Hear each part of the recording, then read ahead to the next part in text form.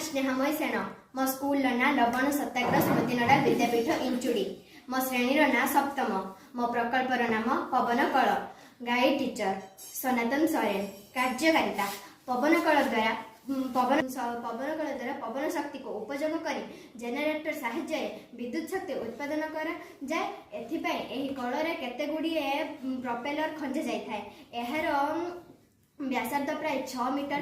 यही कल को एक उच्च इस्पात निर्मित टावर उपर रखा जाए वायु प्रवाह हेले प्रोपेलर घूरे एवं तत्सहित संयुक्त जेनेरेटर घूरे फल विद्युत शक्ति उत्पादन हुए। ओडिशा सरकार पूरी समुद्र कूल केते गुड़िया पवन कल स्थापित कर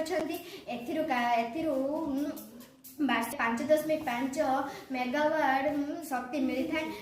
यार उपकारिता साधारणतः विद्युत सुविधा नथिबा दूरस्थ कृषि क्षेत्र मानकर जलसेचन पंप चलाइबार पवन कल सहायक होता है। धन्यवाद।